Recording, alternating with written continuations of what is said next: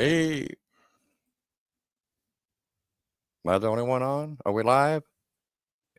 Oh, We are I was like, live. I was like, okay, am I doing this? I'm like, where'd she go? Don't do that to me. No, Yes, I'm we kidding. are alive here. Cool. I'm like, All right, so we have Shane McLain on tonight. You want me to go ahead and bring him on? yeah, let's bring Shane on. All Hey right. guys, how are you? Good. Hey, We got Shane, how you doing? Good, good. Glad to Father be here. Torres here. Hey everyone, good evening. Evening, Father. How you doing? I'm doing well. I'm extremely blessed. How's everybody doing tonight? We're Good. doing good. Thank you. Good. Glad to hear. We are blessed to be here. Yeah, Yes, that's we are. yeah. We're excited about everything, man. Excited about this Paracon. Excited about what everything 2025 is bringing, and I'm excited to hear about everything that's going on with this Paracon too. Well, we decided, I was telling Gwen, I think it was Gwen or Lee asked me, it's probably you, Gwen, about Probably. when in Tennessee, since I've been here, we moved here in 97, there's never been not one Paracon. Well, they do like a horror con and those kind of things in Nashville, but Mhm. they don't do anything like what we're doing. And we're going to have it at the Thomas House in Red Boiling Springs, which is what kind of northeast or whatever. But anyways, we're going to do it there. And I've been going there. I think this next weekend will be like the 21st time I've been there, something like that. Because we Wow. usually go every 6 months. But the last time we were there, I talked to the owner and we're just talking, and I said, you know what, I got an idea, because they're always having problems with repairs and everything. So I said, hey, how about we do a fundraiser, a Paracon, and raise the money, and we're going to give it to them. We're going to donate to them to help them, because the Thomas House was built in 1903, and it was only one level then. What was his name? Thomas Cloyd? No, what was his name? I can't remember. Anyways, but him and his brother built it in 1903, and the original reason they built it is because of the hot springs, because people would come from all over and to go to the hot springs for the healing properties. Mhm. So they've had like 3 fires. Hey, how's everybody doing? And they rebuilt it and everything. And then in the late 60s, mid 70s, it was like a wayward place for boys who, I guess a boys' home or whatever. Then in the mid 70s, a cult came in, a demonic cult, whatever you want to call them, came in and took over, and they were there about 3 or 4 years before. No, I don't know the background, like if they caused problems or anything, but I'm sure they did. But and then the town kicked them out. Then the current family bought it in, 82 or 83, and they've had it since then. But I think like in the 30s or 40s is when they added the second level to it. But yeah, it's been there ever since, and we've been going. We enjoy it, and I just said, hey, they're really sweet, nice people. Daryl and Cherry are really nice, and his brother David is a cook, and he cooks, and you'll see Shane. His cooking's incredible, country cooking. I love it. Oh, I love it. Yeah, but that's really that. So I said, hey, let's do this. And so we decided, me and my buddy Bruce, we're gonna, start working on it and everything, and we start getting the people and putting the word out. We got food trucks coming. We got a lot of great guests, including yourself, and and we're gonna have. I was originally gonna do speakers, but the time, because it's only gonna be one day. Next year we're doing 2 days. We're doing a Saturday and Sunday next April. I mean, 2026. But we're gonna do panels and everything. We got the food trucks. We got that Saturday night. We're having a ghost hunt And I've got from my friends Marty and Michael Perry. I don't know if you've ever heard of them. They're psychic mediums, and they live in Kentucky, and they're really, really good. They're going to have a mediumship group, and then we're going to do the ghost hunt and everything. But that's really about it, you know.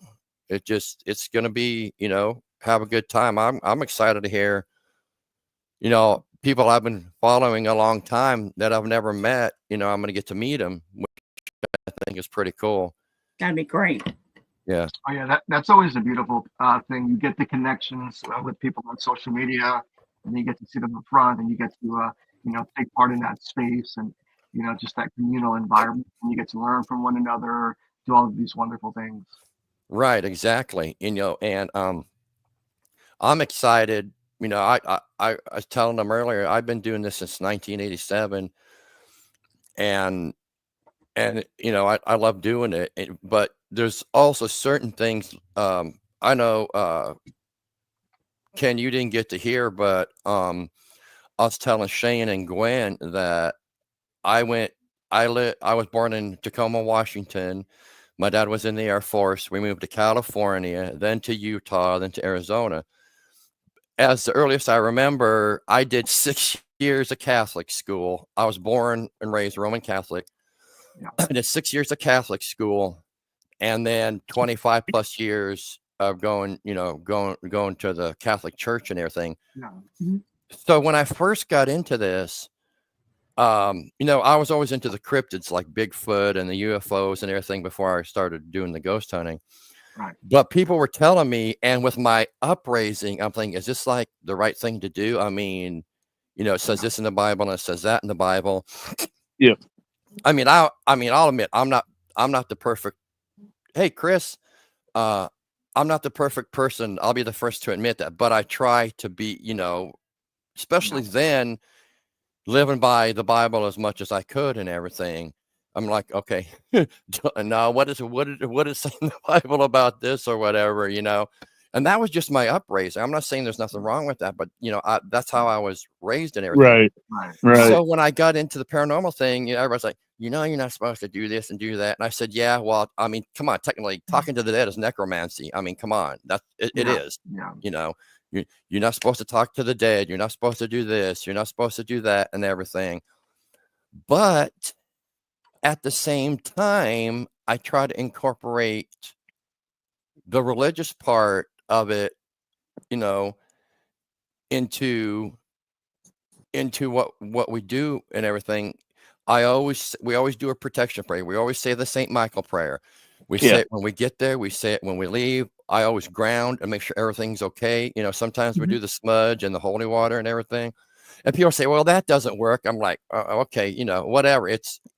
And I think, and I may be wrong, that maybe that it's not, you know, if someone says, do you believe in God? I say no, because I don't have to believe, because I know there is. Does that make sense?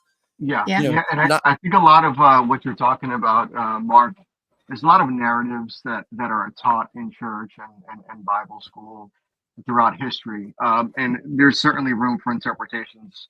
I think a lot of it also has to do with not understanding. Yes, it's true, we are commanded to not do certain things, but you know, intrinsically, life and death, they're intertwined together. Our faith, you know, in Christianity, Orthodoxy, Catholicism, it's intertwined with God, and it's supernatural in nature.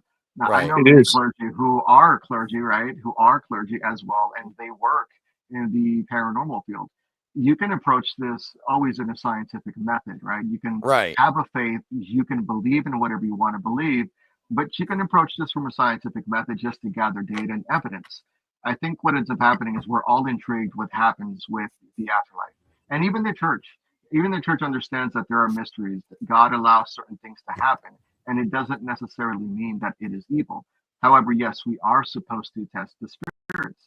So I think a lot of it is on perspective. It's the narrative that we're taught, and it's a very strict upbringing, and I get it. And but I also think that there's a disconnect there as well, because most of the clergy that go to seminary school, like I did, their major focus is like philosophy. Well, you really can't Right. study philosophy. You can't be a philosopher and then also be Or trying hermeneutics. to no hermeneutics, right? So hermeneutics is important, but the you know, so the object of our faith is becoming theosis, like God, Right. And so there's a lot of things that are intertwined, but most of what they do is they take that philosophical concept, and you really can't mix philosophy with theology. Right. And I and being raised that way, it was a different time. You did Right, what right. your parents asked you to do. You went Yeah. to church. It was yes, sir. Yeah. No, yeah, yes, ma'am. And Mhm. it's sad. But anyways, and it was that, and you're brought up. It's called respect. Right. And okay, we're going to church. And sometimes it was like, oh, come on, it's Sunday, but we didn't True. argue with them Yeah. about going to church or anything. But see, I also wanted to learn all that too. Yeah. I Right. mean, me personally, and then when I got older and started doing the paranormal thing, then I tried to bring that in as much as I could, the prayers and the St. Michael prayer, that kind of thing, because that was my upbringing.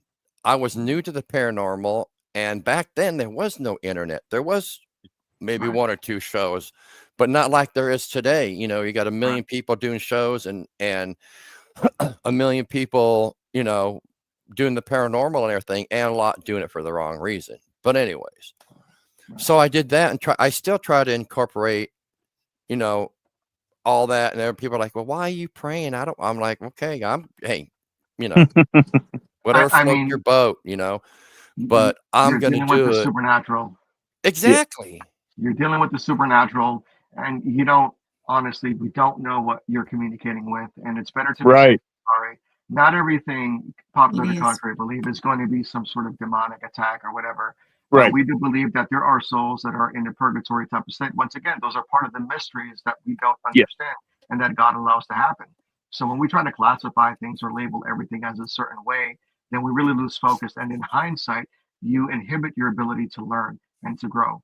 And so I think Exactly. that is the problem with 100%. You a are. strict theological narrative. Nothing wrong with it. Like I'll never No. knock anyone for what they believe or what the pastors teach. If that's what God revealed to them, then that's perfectly fine. But I respectfully Exactly. disagree, because my experience has shown that not everything is on the extreme end. Not everything is demonic. Right. And we have to also get those two words out of the way. Like paranormal investigations and demonic activity, they should not be synonymous with one another. Those are two. No, they definitely shouldn't. They definitely shouldn't, because 9 times out of 10, you're not going to have that. That's not what you're dealing with. And mainstream media, YouTube and everything is putting that out there so much that they think that every time a coffee cup moves across the table that it's demonic, and that's not demonic. That's by no means demonic. Right. As long as I've been doing this, as much evidence as I've gotten, and audio and video, you don't, you, and people say, yeah, well, it's not this, it's not, you don't know who you're talking to. Right.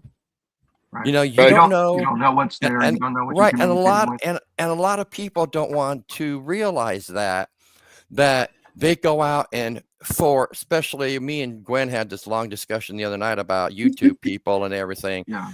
And I'm like, don't even get me started on that crap, because a lot of them is just for likes, to be famous, for attention, it's egos, and they will fake everything. And the people, that's what I tell people, do not watch the paranormal shows. Well, I watch a couple, but YouTube education. Thank you. There you go. Yeah. I don't, and the people that are just now coming, like one person, I said, how long you been investigating? Oh, 6 months. Oh, really? I know. Where'd you learn? I watch Ghost Adventures. YouTube. I'm like, oh Christ. Right. YouTube. I'm like, oh God, no. And that's why I do paranormal workshops, because if people have a genuine interest, I will take them and I will show them everything. That's right. It may not be 100% right. It's the way I do it, in a way that, we never provoke. We never use a Ouija board.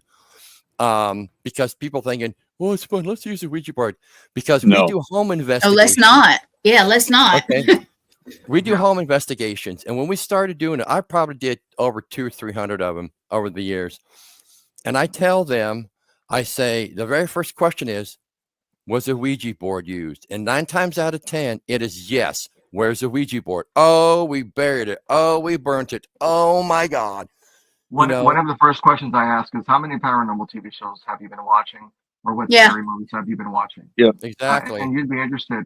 You know, I've been privileged to work over 300 cases That's worldwide. awesome, man. That is Um, awesome. And I can say out of those 300, 1 or 2 of them, outside of our order, have had some sort of demonic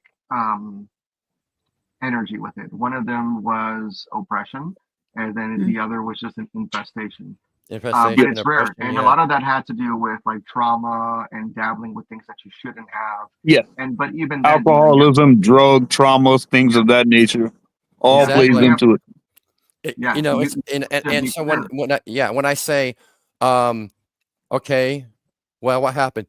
Well, about 15 years ago, me and my sister used one, and I'm saying it doesn't matter Mm.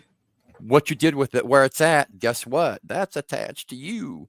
Yep. And I'm not going to get into that, but I do have friends that do that. And I mean, being raised in the Catholic Church and everything, I've always had an interest in I mean, it's not because, oh yeah, I love the demon. Right, No, right. it's because I'm interested because I want to learn about it and how to handle things. But a lot of people say, oh yeah, I've done 10, one exorcism. I'll go in. No, and then when I get really bad cases, which we had that are demonic or whatever, then I try to get someone that I can trust and local to go and help the family, because I don't want to, that's just me. I'm not going to say, oh yeah, well, I've done this exorcism and I've done that exorcism and I've done this. No, man, you don't do that. But I always ask them, and like you said, Ken, it always comes back to, well, I mean, my mom watches Oh, no. Ghost Adventures, Paranormal Lockdown, and Ghost Hunters, and she names about 6 or 7. I'm like, oh my goodness. And then I got to deal with that. And another question you were talking about too, Shane, is alcoholism and the drugs. I said, I'm going to ask you a question, but please don't take this the wrong way. Has any alcohol or drugs been involved? Are you on any medicine? So I know that I'm not coming into a Looney Tunes bird house and they're just making things up in their head, because that part, if it is, I don't know how to deal with that, and I'm not going to pretend how to deal Your with first interview assessment means everything, and you can clear all that up. I do a lot of residentials myself, and Father Ken I will would tell you, love to go on one with you.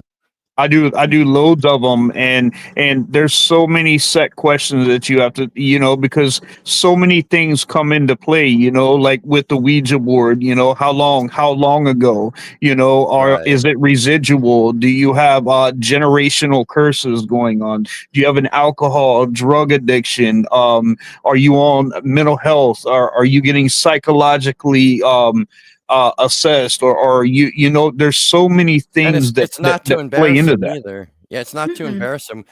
And I, I stress that that it's not to embarrass them. Is there a way to share the screen here? I think Gwen can. There's a.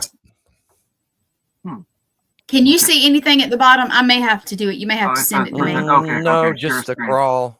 I just want to show you, the level of depth that we do when we do these cases.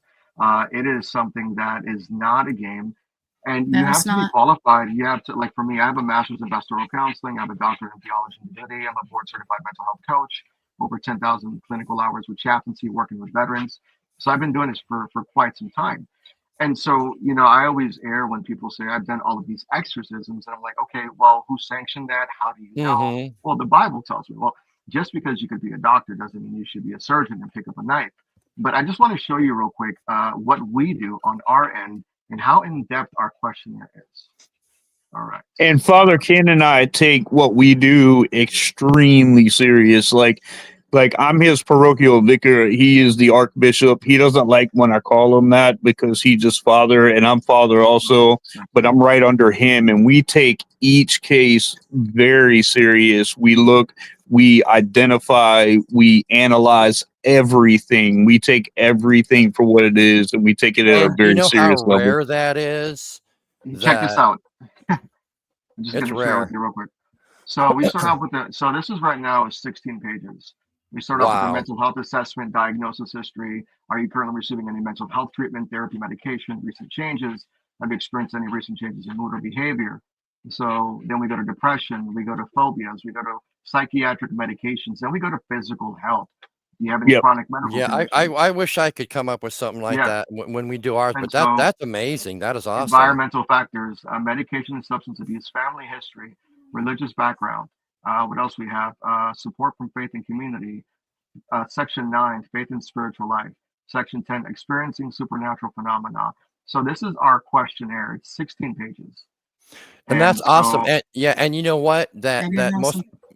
Most people like I don't go in that depth, but that's not a Yeah. bad idea to start. But anyways, Yeah. a lot of people that come with us, well, we're investigating a home. And if I know this person really, really well, and they're not going to lose their mind when they go in, if it's really bad, then yes, I will take them and I will walk them through.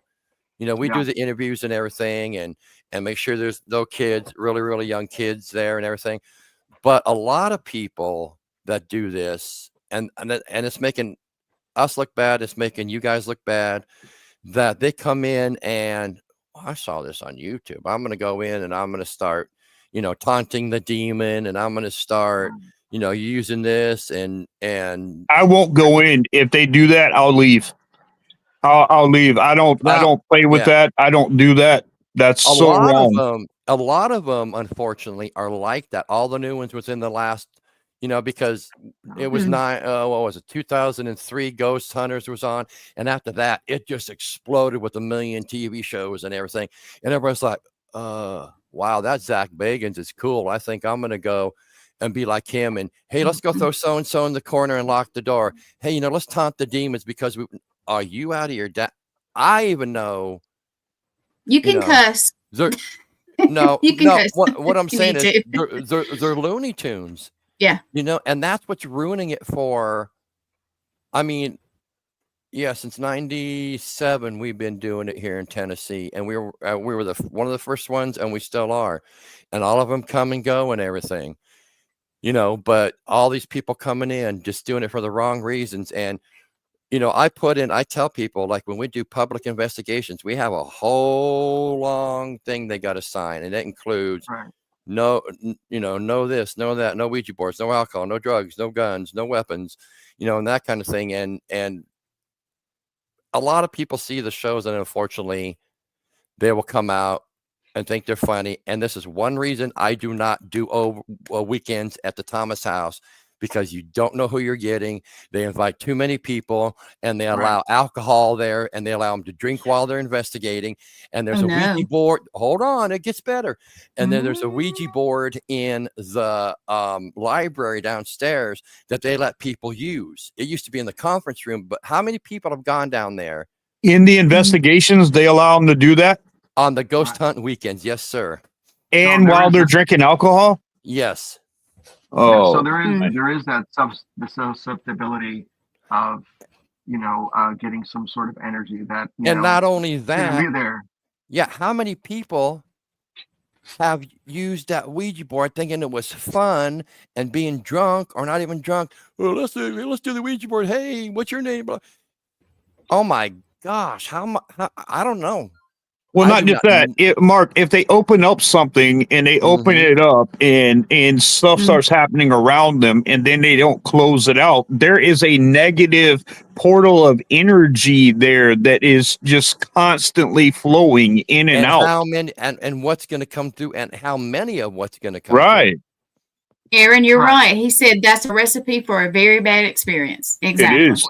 It 100% is. Yeah, and like I said, I try to incorporate as much as the religious side in it, because not only does it make me like I do the St. Michael prayer before we start, and then I ground, and when we're done, we finish the St. Michael prayer.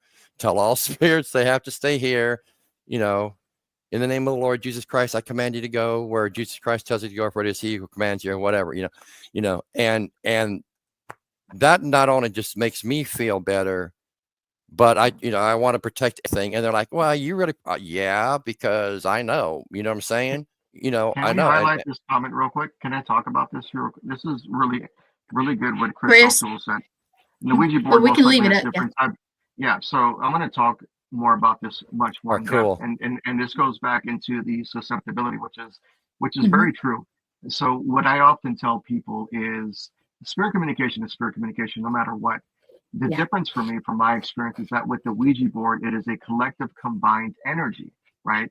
And so the Mhm. energy you give into it is the energy that you're going to get back. But let's say Right. there's 6 of us, and let's say John and Mike are going through depression. Let's say they're thinking about essaying, like taking their lives away, unaliving themselves. Let's say Mhm. if the other person in that place is taking medications and they're not stable, and they've been dealing with depression, anxiety, and they're past that limit.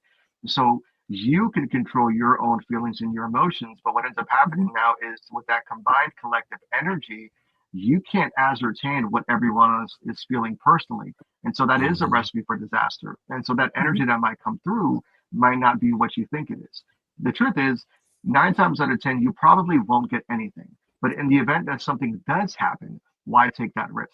And that is Right. That's the risk I don't want to take. and that is the issue with being inebriated, taking Right. narcotics, being depressed, having those sorts of things. I Yep. tell people, if you're going to do some of this investigation, whatever, you better make sure that you have the proper mindset, right? Make sure Mhm. that week before, you have a good, solid foundation in your life. Everything is all of your affairs are in order, psychologically, emotionally, and mentally. Don't drink, don't smoke weed, don't do any of those things. So that way you can go in with a clean body and a clean mind, and you won't be as susceptible to Right. That's the whatever energy thing. is there. Right. That's the thing that when the ghost hunt weekends, they sell out every weekend that they do it. So that's Yeah. 30 plus people in there Yeah. and you don't know who you're getting. You don't know if you're going to get a serial killer. You don't know if you're going to get someone who's going to, You don't know. and they let I know you can't vet everybody, but you don't know who's coming in. When we do it, I definitely know who's coming in, who's going to be a part of it and everything. And I tell them, I mean, the waiver is almost 2 pages long that we have them sign. And if they get out of line, tough luck, Chuck. You I also out. I also like to run background checks. So if I'm doing an event and if I'm hosting something, Oh, I run background checks. So I run background checks for the government with the Coast Guard and that's a with the good. foundation, but I also run background checks, and that's one That is thing a that is really good important to me. idea. So It is. Dang, man, you we're give me not all judging. kinds of pointers. I love it. Yeah, we're not judging the past, but at least with the background check too, you'll be able to see if the person has a stable history, right? Background checks are Mhm. actually clear and indicative of the person's behavioral patterns Mhm. and their emotions and their state of mind. A background check Wow. can actually let you know whether or not they are irrational, whether they implode, just based on, let's say, their work history, based on if they've had, like, let's say, traffic tickets. Everyone's got traffic tickets, but when you've got Yeah. 20 traffic tickets in 6 months, that lets me know that you're impulsive and you Oh, are not responsible. Right? me and Gwen had a really good conversation about Yes, we that did. Yeah, the other night, yeah, but we won't. yeah, yeah, That's another rabbit Yeah, hole. that's another yeah, day. But anyways, yeah. yeah, Father. I mean, I'm learning so much from you guys. I never thought about Yeah. doing stuff like that and everything. And by the way, I like it that you work with the Warren Foundation. That's pretty cool. Yeah, That I am the That is general manager awesome. for the Warren Legacy Foundation. I Yeah, work with the grandson of Ed and Lorraine Warren, and the foundation was yeah, created in 2014 by Lorraine and their grandson. And yeah. Mhm. so our That is job is that is real to cool. just help people out. That's all we do. That's all we do. And then Tony, he's in charge of Nesper. He's the one that's in charge of Annabelle and the Tony museum. Spare, So yeah, yeah, so we yeah. don't have anything to do with that, but they are family. So speaking of that, what I want to ask you two, Shane, what are you guys' thoughts? Being what you do with the church and everything. But what are you guys' thoughts on like the Annabelle? Like, how can dolls or objects be possessed? Do you think it's demonic, or do you think it's something else?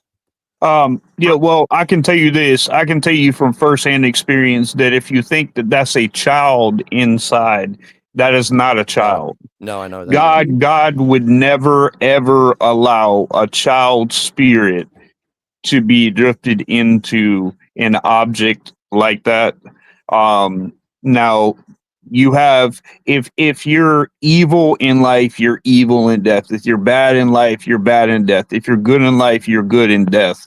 I mean, and things like that. And I do believe that there can be residual energy, whether it's around. Not everything that can have an attachment to it has to be demonic. Can it be demonic? Yeah, it can be demonic, but not everything is. Like the Annabelle doll, I mean, I'm sure Father King can tell you more about that. I mean, what do you think about that being demonic like that, Father King? Oh, okay. I don't So like this is that. treading water here. Just a personal opinion, and this is not to take away from any of the Robbie doll experiences. too, yeah. Yeah. So Yeah, this Robbie is- dolls. So this is a personal experience. This is not any representation of any organization. This is just me. So I believe when it comes to these halls and these haunted objects, they can have a severe attachment to them. When it comes to demonic possession, possession is only reserved for the living, right? So dolls cannot be possessed by demonic entities. So However, you don't they think? can- So you don't think that I'm sorry to interrupt you, but you don't think that like the Annabelle or Robbie have different something though. bad in them? Oh well, no. No, So, they're looking to attach to you though. They're looking for a living vessel. Possess. I'm sorry, I misunderstood. All right, so so- they are so there that's and what I they're was gonna looking say. for a human body. I got you. I'm sorry. All right, go so, ahead. so the next thing I was going to say is yes, they can have a demonic attachment, emotional attachment, and it could seem like it's a child. And so often that's what ends up happening is with these objects, they end up getting attachments because people know, especially these demonic entities, they know that you're more likely to go with a little doll or something that has emotional Oh, sentiment look at the to it. cute child. And yeah, exactly. And so that's what ends up happening. So yes, I do think that with Annabelle, there was a strong demonic influence and attachment to it, not in it, but with it, which is a completely different thing. And I think that's what often people confuse. It's dangerous, regardless. Nonetheless, It was the energy around it and what it was putting off and the things that were happening around it. I do believe there is a demonic influence. There is a manifestation there and the manifestation can cause like oppressive states and things of that nature. But a demon's goal is to go from the oppressive state like that to go right into possession. It wants a live vessel to get into. What makes you think? What's the reason you think that like with Annabelle or Robbie or what some of the other ones? What makes you think that? Why would they want to do that? To get to that person or? Well, to get you comfortable. To get you comfortable. Yeah. So that makes sense. So these objects they make you comfortable. They bring you some comfort. But then we also have to look at the exterior factors around it. You know, was there some sort of ritual, right? Because you can, some sort of ritual that can summon something that can attach to something, right? A cursed object. That's what you call a cursed object. Some sort of ritual or some sort of intention that was summoned or raised to attach itself to that object, to the doll. It doesn't matter what it is. It's the intention and it's the summoning that makes that dangerous. Yeah, that's that I've always thought about that. I'm like, why do you pick an ugly doll? I mean, a Raggedy Ann doll. I mean, come on, really? Exactly. And why? I'm wondering. I mean, I know we don't have a time, but I got like a million questions we can talk about later. But why would they say like you to make comfort and everything, like with the Robbie doll? And well, they said it's it's this guy who died that attached himself to this Robbie doll, and he's still there and everything. And you got to get. I mean, people say, well, don't look Annabelle in the eyes. I mean, the Annabelle for the movie's pretty dang creepy. But I mean, every time I see like Tony or doing something or someone there, when they show, it's funny when they show Annabelle, I kind of go like that, I don't know if it's a subconscious thing or what. Tell them don't look in the eyes of Robbie and everything. I was just curious why. Why would they want to pick that doll or this doll? I mean, I know it sounds. Okay, It's the energy. It's the energy behind it, because Mhm. you got to understand. A lot of times, these entities and everything, what did they derive from? When you go in, you have to have faith, will, things of that nature. But the same thing, if you bring a fear level into it, and you have fear, anxiety, things of that nature, that's what can gather strength behind that. And Although, that's where a lot of them, like when they get you comfortable, like for instance, you get a doll and they tell you it, and the thing speaks to you and says that it's a child. Well, you're automatically going to become vulnerable. And then once it does something that scares you, that fear right there drives and gets whatever is in that doll a lot stronger. And that's what gets it worse. Shrunken head dolls, yeah, that too. Someone just the post, yeah. I actually Let's have see one on what's- my. I actually have one on my. A real on my shrunken phone. head. I was a kid, took his head. Yeah, wouldn't I know? I kind of know the process of how they do that or did that. I mean, if that person was like evil in nature and all of a sudden they shrink his head down, is all that negative energy going to be attached to that their little head or what remains of them? All right, so no, all right, so when we're talking about shrunken head dolls, it's important that we understand that the paranormal manifests itself differently across the world and culturally.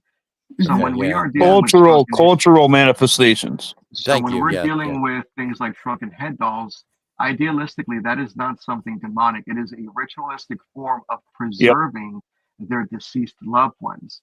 Now, Ancestral. yes, and Okay, it is okay, true that that makes there could sense. Yeah. be some sort of energy to it, but I find from experience that that's not the case.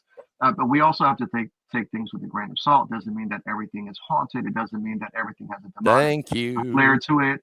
But things can happen. And when it comes to human spirits, like for us in the Eastern Church and even our Latin counterparts, we would say that because of the mysteries that God has allowed, there are souls that would be in some sort of purgatory type of state or going through the toll houses, the purification process. But Right. nonetheless, what I do is when I do these cases and I help out, I just go in with my belief systems, but I just approach it from a scientific matter. And I also still test the spirits. I often try not to communicate with spirits. I don't directly communicate. I just say, hey, if there's something here, just talk into this recorder. I don't want to Right. know your name. Right. I don't need to know any of that stuff. That's not what Right. I'm interested in. So And, here is the $1 million question, and that takes me back to my growing up in the church and everything. People always ask me, and I really don't have an answer sometimes, even though I kind of do. They ask, well, okay, so, you pass away, the heaven and hell thing or whatever.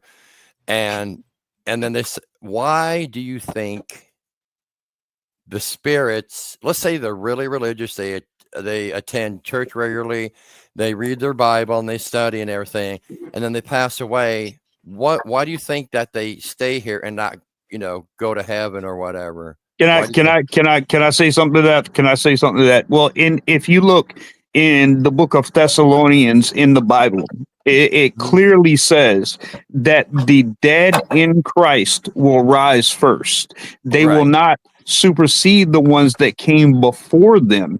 So they will rise first. Where are they rising from? So, people automatically think that if you have a haunting, it's demonic, that you go straight to heaven. That's not the case. If you take someone that has a horrific motorcycle accident or a car accident or get murdered or something like that, they have unresolved trauma and business here that is still lingering, and they may not be never able thought to that. move on. Right. or So sometimes they don't know that Right. that And passed they don't away. even know that they're dead. But when you're able to identify and you're able to see exactly what they're about, I just did a case that's going to be on a show coming on. Nice. And this guy died in 1973 in a horrific train crash. And he was 28 years old and he was lost. And what he wanted to do, he didn't want to affect the family. He wanted to literally live in my client's shoes because he was married, he had kids, they even looked alike. So no Wow. one in the Wow. family was affected except for the man. And they don't know what's going on. But until you give them that option to cross over, that you're not here to judge them, that God is the judge, that there is peace on the other side, then they're able to move on from that point. But until then, you're going to have lingering spirits that are around because they are Oh not at no. Yeah. peace with what they have gone through. That's funny you would say that because when we go to the battlefield, Sons River Battlefield, I've been out there. I can't even tell you how many times. I always have a set of questions that I ask every single time. And a lot of skeptics say, well, you can't replicate this. I'm like, yeah, okay, whatever.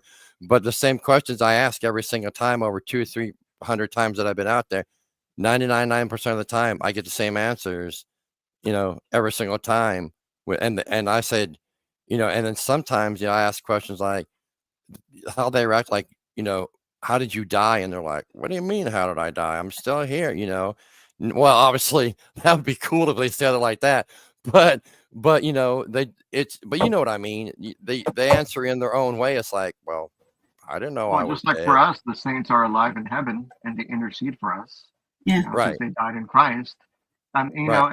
And this is a question that is deeply rooted like in theological history, but it's also one of those mysteries that we don't fully know the answer to. No, we These don't. are just answers that from our experience that we feel like would be valid, but at the end of the day, it's just an educated guess, and we hope Yeah. and pray that we're saying the right thing because we also have to be accountable for our words. But at the end of the day, no one truly knows why. Right. So another question I have: what are you guys' thoughts on NDE, near death experience? Because I watch a lot of about that. There's I can't remember his name. He's on YouTube. It's called the Supernatural or whatever. Some guy runs a church I don't know. But anyways, he talks a lot about that. So what do you guys' what thoughts on the near death experience and how everybody kind of says when they're interviewed, well, I saw Jesus, I didn't see Jesus, they said it's time to go back and all that. So what are you guys' thoughts on that? A lot of it has to do with the psychological factor and the trauma that the body is currently experiencing. One would say that those are hallucinations, or that's just the brain's way of trying to recover from the I've trauma heard that. and Yeah. process what the body is going through. But yeah, it's happened. Personal story for me. I was in a situation. I won't get too much into it, but I saw the Blessed Mother. Whoa. And it was a potentially dangerous situation where I would have not come back from. It was my time in the military. And I saw the Dang. Blessed Mother. How? I don't know. Was it my imagination? I don't know, but I felt comfort. So, God allows these things to happen, allows us to experience these For a things reason, right? as for a reason or Yeah. to experience comfort. And I know I've heard of some people that have had that and nothing. It's just darkness. So I think a lot of that has to do with the psychological system and the trauma and what we experience as we're in that phase of recovering and fighting for our life. Wow. Also beliefs also, like, if you, like, a lot of people, whether they want to believe it or not, most people think about heaven and hell, Right. so if you live a life that's filled with drugs, that's filled with chaos, that's filled with domestic violence, that's filled with this, when you have a near death experience, you're most likely going. Now, I've heard people that have been in satanic cults and things of that nature, domestic violence and things like that have seen very dark, ominous places that they go through in the near dark that scared them enough that when they came out, that was someplace they never wanted to go back again. Then I've heard the same thing, that where people have seen the light and they go and they feel so comfortable in the radiated light and everything that they don't want to come back. But when they do come back, they had such a profound experience that they're able to give a firsthand account of what they deal with. So yes, I do believe very much it's real, and I do believe that there is a psychological matter to that, and it has a lot to do with behavioristic characteristics on how you're living your life too. Right. So why would, I mean, I watched a lot of videos on it.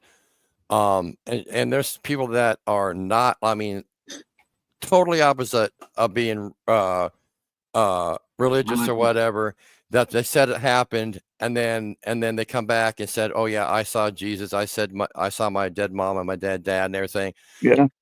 Why is everybody saying, do they think they're seeing Jesus or whatever, or are they actually seeing him, or you know what I mean? Yeah, I mean that's hard to quantify, and I think each personal experience is different. When a non-religious person says, well, I met with Jesus and he told me it's not time. I mean, well, I can tell you, if a non-religious person has met with Jesus, I can promise you, when they come back, their life will be 100% different and looked at differently than the way that they lived before. I agree with you 100%. I really do. Because for us, you know, in our faith, there's only one true God, right? And we have historical evidence. We have historical evidence, and as much as people try to disprove God or Jesus, he is the most accounted man in history. And to say that people were ignorant and they documented his resurrection, that they were uneducated, that's a fallacy. And they were some of the most educated and intelligent people back east. So that, for us, that just confirms that there is only one true living God. Sorry, you know, with love and respect, I know everyone has their other ideas, their deities and their other gods, and that's fine. You know, that's wonderful. You know, and that's another thing. Why, you know, why are there so many different religions and so many different gods or whatever? Like we believe what we believe. So here you go. So I'm going to give you a little history lesson on that. So it says in the Bible, and the sons of God walked the earth, and so the sons of God were considered the Nephilim, the giants of the time. The Nephilim, they were like the fallen angels, and then they mixed in with humanity, and that's why the flood had to happen. And so throughout that time, though, there was still individual giants, because they had abilities, powers, and they survived the flood, and they ended up mixing.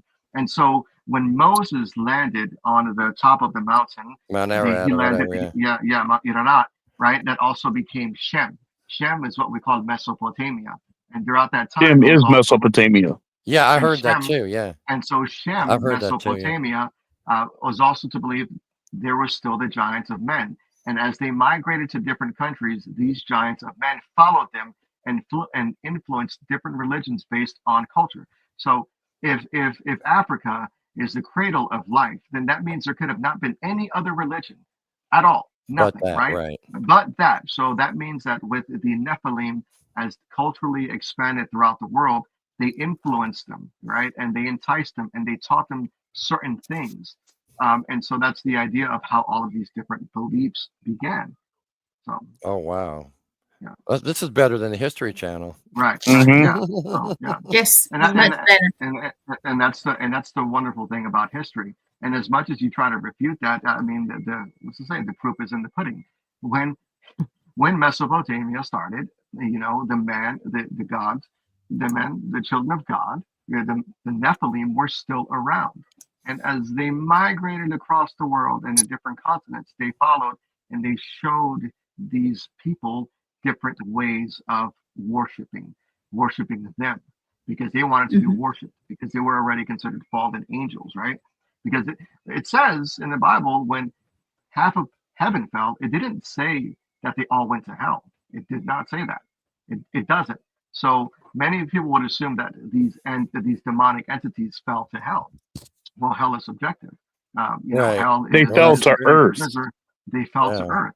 Well, so, Earth can be hell and sometimes, but well, yeah, and then so the idea is that that especially Earth everything is that's going on Lucifer's now. dominion, right? Yeah. That's why we see when Jesus was suffering and he was fasting, Lucifer offered him the kingdom of Earth because In he the has desert, dominion in the on it desert, in the when he I desert. remember. fasted Yeah, because I he was remember that. weakest. Yeah, I He was remember reading that. weakest. Yeah, Right. I remember So, reading that. Yeah, it's just about the history and tying everything together. that people You don't. guys, did you see Chris's comment? She had a question. I know it's long. I'm gonna pull it back up. I know it covers a lot. Right. You know what? And that could be. I was reading that earlier. It could very well be because when we are in a certain state, we are Oh God. inebriated. Yeah. The mind can do wonderful things, and Mhm. so can't Good old discredit astral that. projection. More than likely, it can. I've been in situations and I've encountered situations, and my experience has shown me that this is quite plausible and possible. Right. You know that and saying something about the astral projection too. I mean, you know, growing up, I guess I was a little different because I started getting into the UFOs and the cryptids at a really early age, and you know, at that time, oh God, that was like the early '80s. But you know, everybody's different. Everybody's got their own thing, you know. And I'm going to the library in school and the public library downtown, and I'm looking up ghosts. I'm looking up UFOs. I'm looking up cryptids. And at the same time, that's when I was heavily going to church. And I'm thinking, okay, but the Bible's saying this, but this book, I mean, I think it was more out of curiosity. You know what I mean? And this book is saying this, and it says, "Don't, you know, don't talk to the dead." I mean, it's necromancy. I mean, come on, you know, and it's just kind of conflicting a little bit. But I love reading about not just the history. When we go to investigate a place that we've never investigated or is well known, you go by other teams that have been there. You can't get on the internet and look up because there's nothing on the internet. There's barely that much on the internet about the Thomas House, and you got to go experience, you know, for yourself and everything. But I do the research. I dig in. I go down to the historical places or wherever. Yeah. Hey, what do you know about this place and everything? And it's sad what the paranormal is really turning into. It really is, because I'm remembering the good old days. You The know, good old days. yeah. But now it's It's pretty not much that long ago.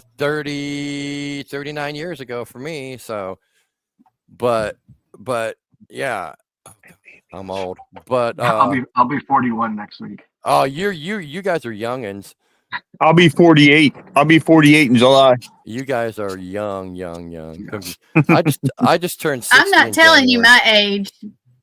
Yeah, I'm not saying my age. 28, so right? I'm sorry. You're 28. 25. 25. Yeah, there you go. You got it. You got But it. anyways, you know, it was You like, got it. then am I doing the right thing? Because, you know, you want to do as much right as possible. I mean, there's only one man who's perfect anyway. So, but anyways, you know, and you know, it just, what do I do? As long as you maintain your faith and you do it for the right reasons, then you are fine. There's Yeah. nowhere biblically speaking where it says you can't be a paranormal investigator. The church, Right. you know, the church also has places and people that investigate these types of things as well, right? And they also look for miracles. They are investigating the supernatural. So Right. I mean, you isn't it have the to- Catholic Church who crap, sorry, lost my train of thought. Saying, you know, don't talk to the dead. I know it's just, I well, mean, a lot that's of that all, has to do with the Old Testament, with the Torah. That's That Old was Testament law. That's Old that was the Testament old law. law. That was the Okay. old law, and because they were such a vile people and the sin life that they were doing, they were looking for other things to do other Right. than to please God. They Right? were looking And for more things to worship. And if they could see that and they could worship things like that. I mean, think about when the Ten Commandments were being wrote. I mean, Mhm. literally the Israelites thought he was taking longer than what he should, and they worshiped a golden calf. You know, so I mean, yeah, that's I been remember going reading. on. Yeah. That's been going on forever. But if you think about the New Testament and and they talk about necromancy and things of that nature, but literally Jesus' disciples saw the configuration on the mountain with Jesus and Moses and Elijah. And the configuration was a supernatural thing. Like you saw a supernatural occurrence right there in front of you in the Bible. So we also have supernatural situations just like that. But Mhm. you know, obviously it was way different when stuff like that happened, and how those people responded back in those days and everything, like the walking on water or whatever, you know, whatever miracle it was or whatever. I mean, could you imagine if that was something like that was to happen today? Oh, he's using AI or something like that, you Right, know. Yeah, That right. is somebody bad. would say that. It really is, you know, Right.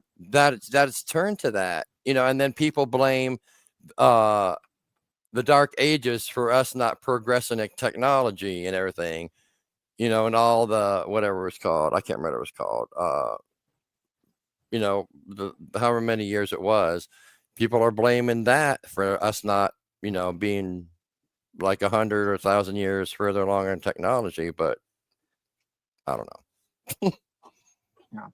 Aaron, that's Uh, a really good question. And I don't have the answer to that because that's not something that I'm well versed in. The yeah. paranormal experiences. I mean, it can happen, and there's a lot of possibilities. So I wouldn't know how to answer that question from Yeah, my point of view. I'm, you know, constantly thinking everything about, you know, I'll flip on, you know, um, Ancient Aliens or whatever, and they talk about Ezekiel's wheel, and they show paintings. Oh, this was taken in Jesus. Oh, look at the UFOs behind, you know, when so and so is when Jesus is walking or whatever, or whoever may be walking, and there's supposed pictures and the paintings of the UFOs, and talking about Ezekiel's wheel, and it was a spaceship and all that. And I'm like, you know, because the way I was brought up, what do you believe? You know, did that really happen, or they're just imagining? You know, there was UFOs back in the time in those days or not? I don't know. It Right. just You know, I'm and constantly thinking, man. here's the point. You know, a lot of people will try to discredit our faith. They'll try to discredit Christianity and say that Christianity is a newer religion. All of the others were around before that. That's not true. Because if God created the earth and he created Adam and Eve, then God creating Adam worshiped God, right? Hmm. So the worshiping of God, the creator of the heaven and earth, is one of the oldest forms of worship. And then thousands of years later, 2600 BCE, you know, the Egyptians, ancient Mesopotamia, they had their other religions. And of course, Christianity is fairly new, but the worship of our God, the God that we believe in, has been around since he created Adam and Eve. So that is the earliest form of worship to God. And Right, so The people right, God try to of get away and Jacob. say, yeah, people will say, right. "Oh, Christianity is fairly new." Great, yeah, I get it, Christianity, because the prophecy had to be fulfilled. But there was worship to God. Adam and Eve Right. worshipped God. So Mhm. that is the oldest form of, you know, worshiping to God. We can't really call it Mhm. Christianity, but the God that we know, the Son, the Jesus, right? Jesus, the Son of God. So it all interplays. Was it Exactly. And if you think about it, John 14:6 says, I am the way, the truth, Earth and the and life. the light? No Yeah. one comes to the Father but through But me. He me. also said that I am my Father are one. If you see me, you see my Father. Wow, I can't believe I remembered that. Right. Hmm. That's what Catholic school did for you. Yeah, you I got it. guess Right. Right. impressed me on something. You know, so was it the Christianity? Was it the Romans that did that, or before the time of the Romans? So when it comes to Christianity, oh my gosh, I can't even remember the emperor. Um, it's been a while. So yeah, Yeah. so Christianity wasn't established as an official religion until like maybe several hundred years later after the death of Christ. But Okay. I 34 mean, AD. yeah, 34 Wow. AD. So you know, it's interesting Antioch. yeah, it's interesting to see that. But Wow. I mean, the worship of God has always been around. That's Hmm. interesting. Yeah. But you know, like I said, most people I talk to about the paranormal and everything, I never had any of my family, especially my sisters, because they grew up doing the same thing, or any of my family saying, Yeah. you shouldn't be doing that. It's you don't talk to the dead, and you don't do this, and you don't, and I have never touched a Ouija board. My sister, I think, still has the original one from like the 60s when it wasn't the plastic one or whatever. It was like one of the original wooden ones, one. the wooden one, and she's done that. I never messed with one. I never messed with one, and I will never mess with one. And I will tell people, don't do it. And that goes back to the Thomas house. How many people have actually touched the Ouija board with ill intent? And who knows what's open there? And I don't know if it's because of doing the St. Michael prayer, but I've always felt comfortable there. I've never felt anything evil or demonic or whatever. I've always felt, but now there are places, and it's weird because I've had people call me a ghost magnet where I'm like totally oblivious. But my sister, my second oldest sister, my younger sister, all are like intuitive. They're like, and I've had people tell me, well, you could do it too. Maybe it's because I don't want, and I've seen a lot of apparitions. Maybe you don't want to do it. You don't want to see apparitions. You don't want to talk with them. And in reality, I kind of do, but maybe I'm suppressing it, with that kind of a ability or whatever. But it's interesting, the things I see and everything, and the things I hear. And then I'm always questioning, well, why is this happening? Why is that happening? And, not all the time, but yes, I go back to the Bible and think, okay, what did that say about that? Right. But that's just something of That's interesting. My comment showed up like 4 times. I put it in once. And I saw that. I was like, what did he do? So weird. Well, you guys. Come on, Father Ken. Come on. Yeah. I'm sorry, Gwen. No, you're fine. I'm just telling you guys, we can go on longer. It's absolutely fine. But I do want to do one thing. We're trying to promote the Paracon that's coming up. Yes. Well, so see, just I still got a million questions for him. I know. Indulge me for 1 minute. I'm gonna put this little thing up here, and then I'm gonna let you guys get back to it. But here you go. That was the original one. Is that the original one? Yeah, when we were looking for food trucks and vendors and everything, the last 2 I sent you are. I unfortunately am going to have to get off because it's 7 p.m. over here, and I have dinner. And I thought you had to. Yeah, I appreciate giving me the time and space. Well, anytime you want to come Father on. Ken, it was so nice to meet you, and thank you so much for joining us. Thank you so much. I hope thank you. Talk with you again really soon. Thank you, brother. You will. Just message me. Have a good one. All right, thank you. You too. All right, have a good night. Be blessed. All right, I'm gonna show these real quick, and then you guys can talk about whatever. But here we go. All right, so that is the main flyers. Some of the guests that we're gonna have there. We got, of course, Shane, and then I've got the third one is Marty and Michael Perry, my psychic medium friends who live in Kentucky. Then my buddy Rick McCallum, he's coming in from California. He started the Hollywood Ghost Hunters, and we got a bunch of UFO people, Bigfoot people. That's awesome. Which I'm really excited about. And I wanted to do, but with you, Shane, I might just put you up there to talk if you want, or maybe add a couple more people. But I'm still trying to figure all that. Yeah, we got a great lineup, guys, and. Here's the second one. You ready for it? Yeah. Da-da-da. There we go. The Sinister Sisters. They're awesome. Yeah, Larry Easler. That's a good buddy of mine. Yeah, he's gonna be there. Then I got Paranormal Theory from Paraflix. They're our sponsor. And like I said, with the Paranormal Encounters thing, we're gonna be filming tomorrow at that funeral home. That should be interesting. And what we're doing is we're trying to do a series. We're going to go all over Tennessee, maybe come up y'all's way or whatever. and just film episodes, and we're trying to have it put on Paraflix. Super Natalie Jones, oh my goodness, she is absolutely incredible, the nicest lady you will ever talk to. She runs Paraflix. The Sinister Sisters, Rachel and Jen, they're local here in Nashville, and they're coming with us tomorrow, plus a couple other people.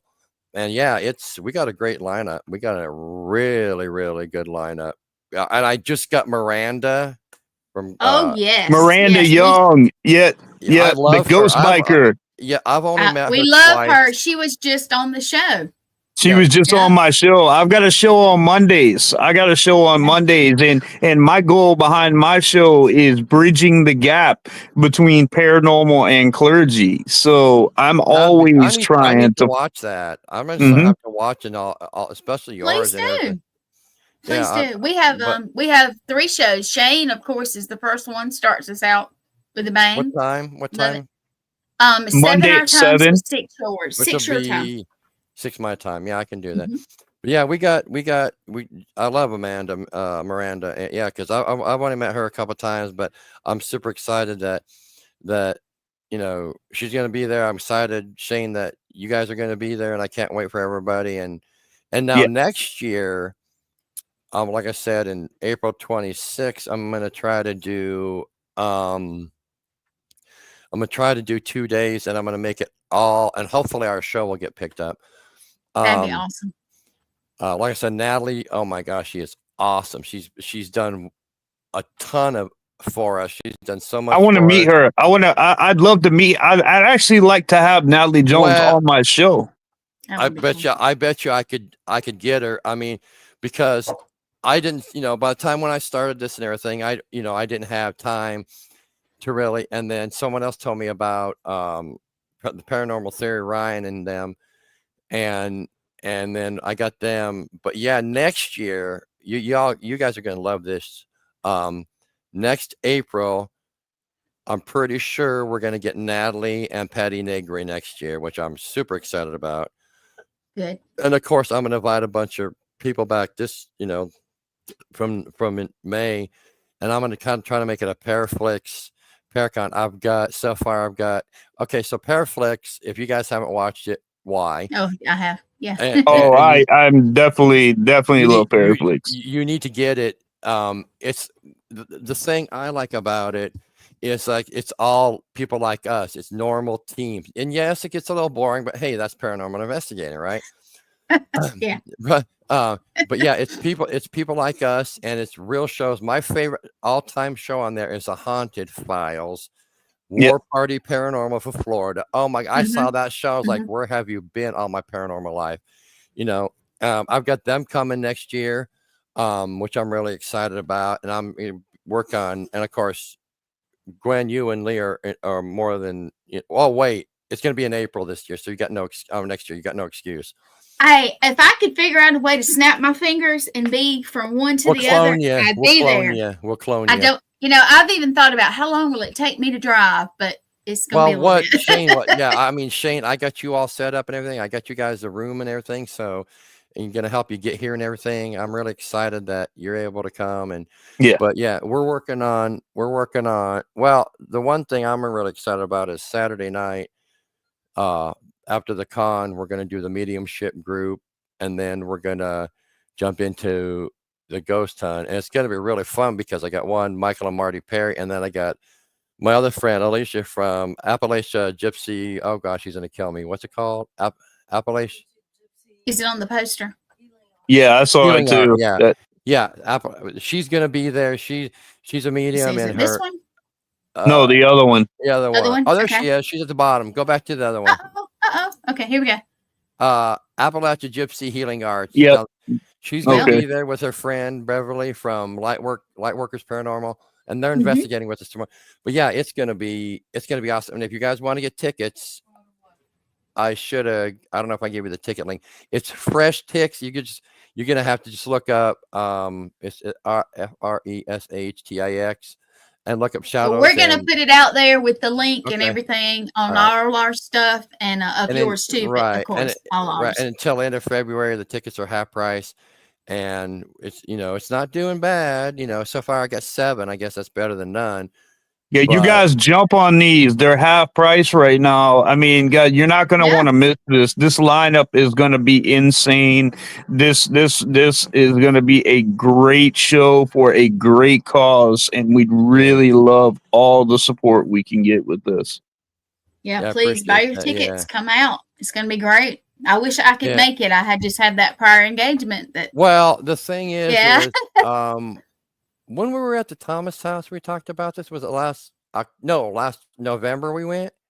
Mhm. I think we went last November, and we were talking to Cherry, and I said, because they they just had to redo their whole floor. They redid the entire Mhm. dining room, and every time we've gone, we've talked about it and everything, and there was a church across the street that had been there since before the Thomas house was built, and it caved in, and they had to knock it down. I was so sad. I Oh, mean, just man. this little dinky Baptist church that has been there before the Thomas house, and then they had to, they took the pool out and everything, and I'm like, oh man, it's sad seeing all that go, but you got to do what you got to do. And so I was, telling them about, I said, hey, why don't we do a fundraiser? I mean, because they're incredible people. That they're super sweet. But yeah, they fixed the floor. It cost them 20 grand to fix the floor. Ooh. I think in the entrance, or was it the dining room? I don't remember. In the entryway, yeah, just for this little 6-foot section, it was 20 grand, and they totally redid the dining room, got new chairs and everything. So yeah, I mean, they're super, super nice, super sweet people, and we've been going there since 2 or 3 times a year since 2015. It's just like when we go up there, when it's just us. I take my shoes off and then we That's cool. relax and walk around. And then after dinner time, when we investigate, I throw my jammies on and walk. It's like going to your grandma's house. It really is. It's a I really, love really that. cool place. But yeah, That's I can't awesome. You wait. guys, It's you gonna be guys, exciting. yeah, please go buy your tickets. And by the end of February, what'd you say it was half price? Yep. That's awesome, and it is to raise money. $10. It is to raise money, and Yeah, we're gonna give get your whatever tickets. whatever we make above and beyond, we're gonna donate to them to help preserve it. I mean, it's for being since 1903 or 4. Obviously, a lot has been redone and everything in the second floor. And Oh everything, yeah, but, had to be. But it's incredible. This place is like what? Oh, that's right. My buddy just reminded me. I can't give the code out, but if you buy a ticket, you will receive a code for 3 months free trial of Paraflix. Awesome. That right there is worth more than the ticket. I mean, Yeah. really, Yeah. honestly, Yeah, I mean, Paraflix is like, it's incredible. it is. I like it. But anyways, yeah. But yeah. Well, Mark, I'll tell you, this is one thing, out there, one thing I like to actually do is, if when I speak up there, I like to speak on, demonology and the paranormal and Right, of yeah. course bridging. And one thing that I love to talk to teams and stuff about is proper grounding, proper cleansings, Thank you. proper Yes. clearings, things of that nature, and protection on how to protect yourself in these investigations, whether they're good or bad. You still need to be protected in both. And that's one thing that I can cover through this, and I will cover this. Like I said, I've always used the St. Michael prayer and the ground. Now, I don't know. I'm just reading from what I learned, about grounding and everything, and I always do. But the St. Michael prayer, it actually, it makes me feel better knowing my background and growing up and everything. It makes me feel okay. Whoo, at least someone's listening or whatever, Yep. right? But that one you showed me, I read it. I was like, whoa. I told you it's powerful. And I'll tell you what, before you go into a place, honestly, before I go into a place, I do a very theological clearing and cleansing when I go in. Mine's very biblical.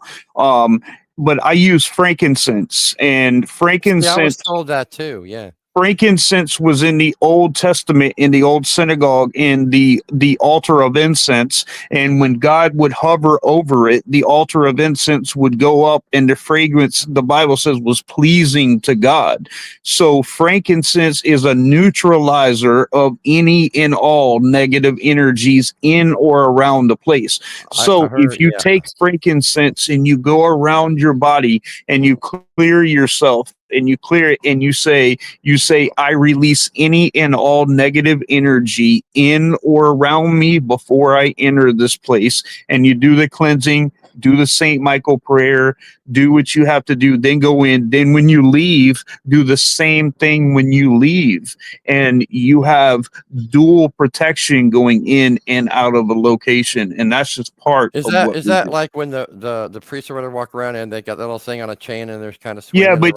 but we use what I do is I take frankincense, just regular frankincense sticks, and I'll bless them because I am a priest, and I Right. bless them, and I bless the handle of it with holy water. So when I use it, it is for a biblical neutralizing of negative energies. And I do that inside clients' houses for neutralizing.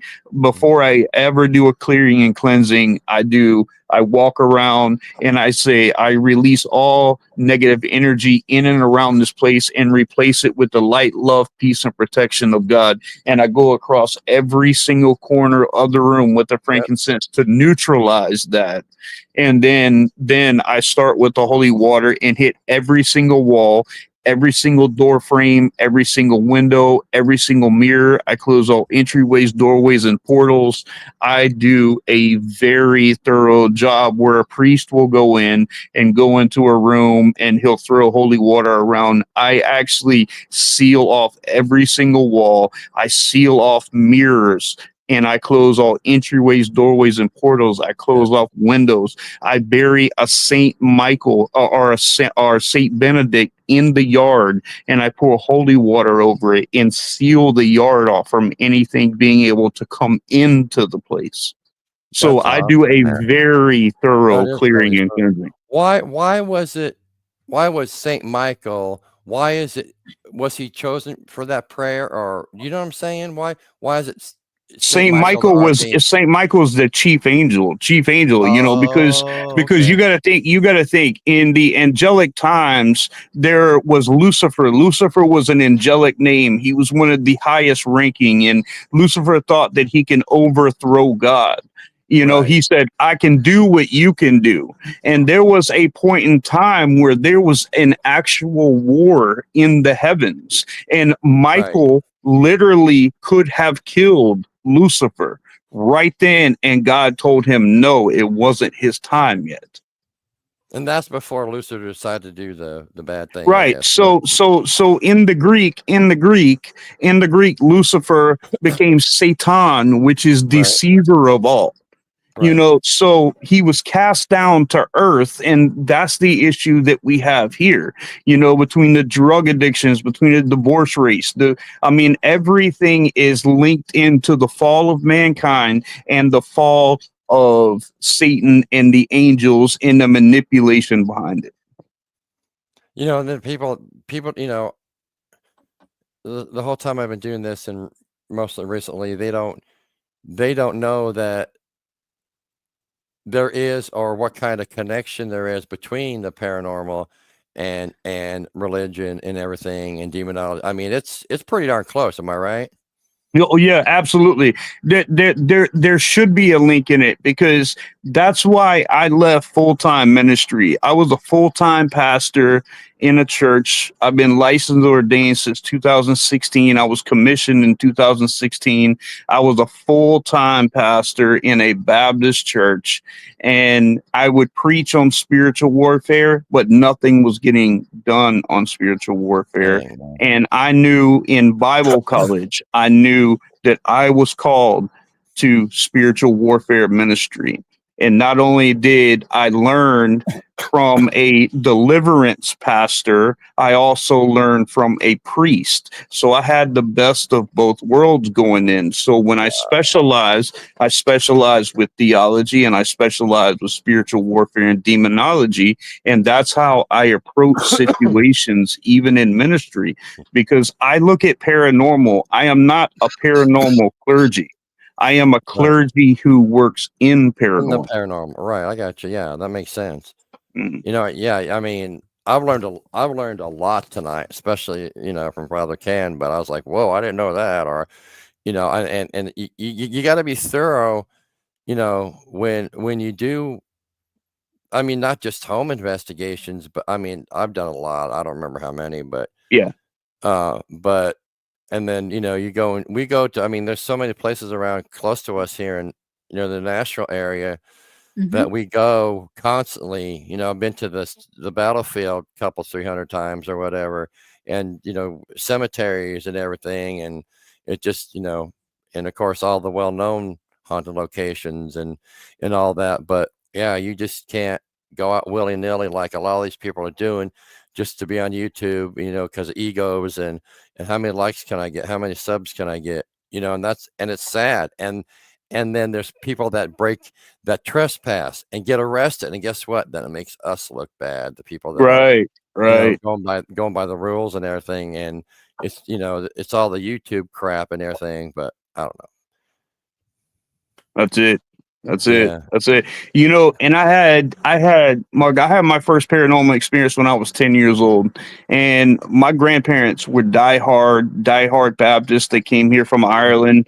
And I Oh, wow. know what I saw.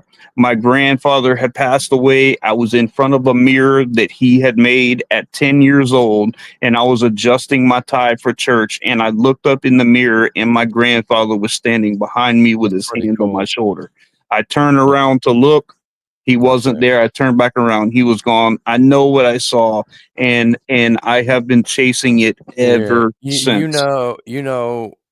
It's sad that, especially now, because things are so fake, that if you were to say that now to somebody, they'd be, yeah. I mean, Right. people that aren't around it like us or whatever, they'd be like, yeah, right. But I believe all that. Yeah. I've never had any, huge experiences, but there's sometimes some dreams I have, and I don't know why it is that I will, maybe it's a show I watched or whatever, but occasionally I'll have dreams like they're real, like I'm in the times of the Romans or Jesus. I mean, it's like I'm Oh yeah. really there, and it's crazy, and I don't know. Then of course I got to overanalyze and overthink everything. Like, well, how come that happened? How come I'm seeing this? How come I'm seeing that? I believe that there's a plan for everybody, Mhm. and everything, and we got free will, and a lot of people screw that up. But just like with the paranormal, it's just, I don't know, it's just weird that I guess things happen Right. for whatever reason, that for everything, for a reason. Like it just all of a sudden, oh yeah, I want to do, and then I want to do a fundraiser for this, and then I'm all of a sudden, and Gwen, I didn't realize, because Lee told me about you. I'm like, Gwen, and then I looked at it, and we had been friends. I'm like, when did I add you? I don't remember that, because that's been a long time and everything. It's You just probably weird. saw me on one of the shows or something, or with Lee. Yeah. No. Oh, it's probably No? through Lee. I mean, I don't know how Maybe. long, but you guys are typing and everything, and Lee told me about it, and then you pop up. I'm like, what? And then I clicked on your name. I'm like, whoa. Mhm. It's weird, I guess everything's, Everybody, well, the way I look at it is everybody meets for a reason. We're in each right. other's lives for a Yeah. reason. And That's it. I tell Shane that all the time. I was blessed when he showed up. I want to do a show, and I'm like, yes, let's do it, because it felt so right. It just felt right. So, you guys, I hate to tell you this, but it's an hour and 25 I know, we gotta in. go. Right. We're gonna have to get off awesome. here soon. So, Well, really, really quick. Yes, it's Saturday, but May you guys, 3rd in yes, Red go Boiling ahead. Springs, Tennessee. Yes. It's from 9 a.m. to 6 p.m. We're sold out. I mean, except for admission to get in, which is $10 right now till the end of February. I might even just keep it running. You know, we'll see how many tickets we sell. Great Mhm. lineup. It's going to be awesome. Awesome. Awesome. Shane, it was awesome meeting you. We're definitely going to Yes, talk sir. some Awesome. because now I've got like a zillion questions for you about the religion and other paranormal. I mean, if we would have had 3 or 4 hours, we could have, and then Oh, and then, 100%. you know, Yeah. we're gonna have. 100%. I mean, some of the Wait things till me you and get Grant. together in person. It's going to be Yeah. Oh awesome. God, Lord help us. But yeah, me and Gwen have talked about a lot. There's a lot of things that we were talking Yeah. about. She goes, "Do you think the moon is fake?" I'm like, "Whoa, where'd this come from?"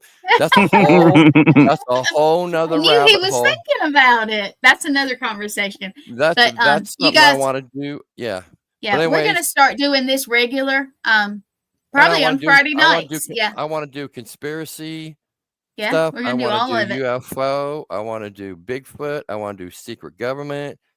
All of that stuff. And I'm going to start watching your show too, Shane. Yes, On please. Awesome. This Monday, man, I've got a duel. I've got a mother and daughter. I've got Brittany Beckett and Michelle Roos. yeah, I Yes. saw that. I can't wait. That's going to be Yeah. cool.